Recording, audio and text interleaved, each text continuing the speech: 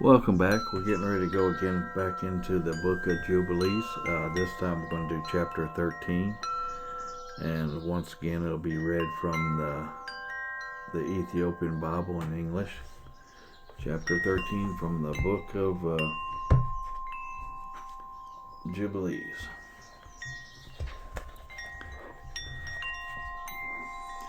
Abram departed from Haran, bringing with him his wife Sarah, his nephew Lot, all their possessions, and the people they had acquired in Haran. They set out for the land of Canaan. Upon arriving at Shechem, he settled near a large oak tree, finding for the land pleasant. He continued onward to the mountain located between Bethel to the west and to the east, where he set up his tent. He saw that the land was vast and fertile, yielding vines, fig trees, pomegranates, oaks, holm oaks, terebinths, olive trees, cedars, cypress, and every kind of tree in the field. Streams of water flowed along the mountains. Abram praised the Lord who had led him out of Ur of the Chaldeans into this land in the first year of the 7th week of that Jubilee. Abram built an altar at that place and invoked the name of the Lord. He offered a burnt sacrifice on the altar to the Lord who had revealed himself to him. From there he moved once again toward the mountain, with Bethel to the west and Ai to the east, and pitched his tent there. Finding the land spacious and good, the Lord said to him, "To your descendants I will give this land." Abram built another altar there and called upon the name of the Lord who had appeared to him. He then journeyed to Hebron and built yet another altar to the Lord in the 2nd year of that week. Lot parted ways with Abram and settled in Sodom, where the people were exceedingly wicked. Abram was sad over Lot, as they had separated due to their great wealth and possessions. After Lot departed, the Lord said to Abram, "Lift up your eyes from where you stand and look to the north, south, east, and west, for all the land you see I will give to you and your descendants forever. I will make your offspring as numerous as the sand of the sea. Even if one could count the dust of the earth, your descendants would be beyond number. Now rise and walk throughout the land in the length and width, for I will give it to your offspring." Abram relocated to Hebron and settled there. That same year, Ch.13, king of Arah, king of Shinar, Arak, king of Shelah, and Telah, king of nations, went to war. They killed the king of Gomorrah, the king of Sodom fled, and many others perished in the battle. The victors took captives and looted Sodom before withdrawing. When Abram learned that Lot, his nephew, had been taken captive, he armed his trained servants and pursued the king as far as Dan. He struck them, rescued Lot along with all his possessions, and freed everyone who had been captured. The king of Sodom came to meet Abram and bowed before him, saying, "My lord Abram, return the people you have rescued, but keep the goods for yourself." Abram replied, "I lift my hand in an oath to the Most High that I will not take even a thread or a sandal strap from you. So you cannot say I have made Abram wealthy.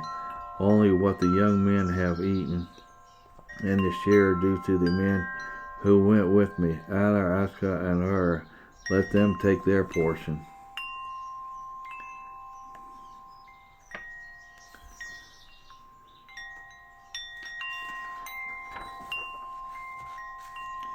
In chapter 13, Abram's journey transferred from internal awakening to visible obedience. This is no longer the story of a man questioning idols or contemplating the heavens in silence.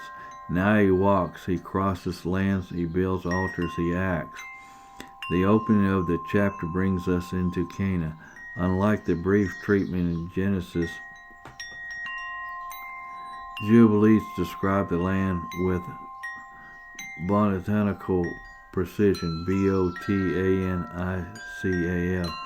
precision. Every tree, every water source is named as if the earth itself is welcoming Abram.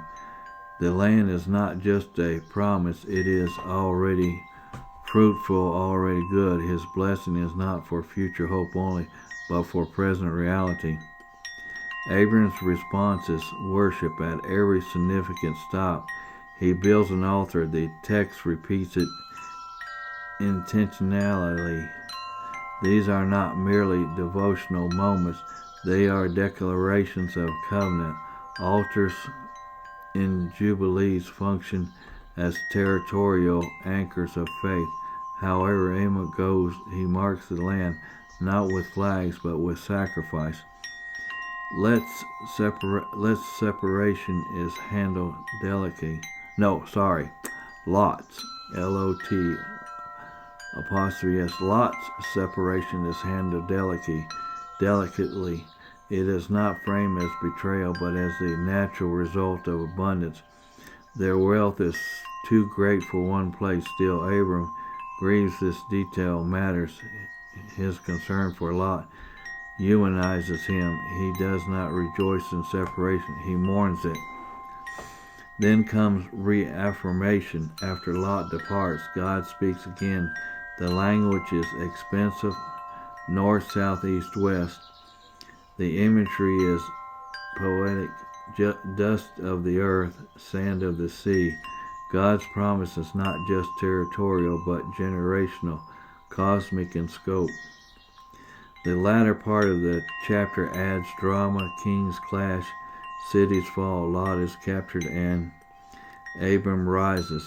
This is not a militarized patriot, but a man driven by loyalty and justice. He acts swiftly but refuses reward. His refusal of the king's offer is more than humility, it's spiritual independence. No earthly king will ever say he enriched the chosen one. This chapter moves quickly but speaks deeply. The covenant is no longer theoretical, it is lived, risked, and tested. Abram is no longer just a man of prayer, he is a man of movement, mercy, and moral clarity. This was chapter 13, once again read from the book of Jubilees, once again read out of the Ethiopian Bible in English.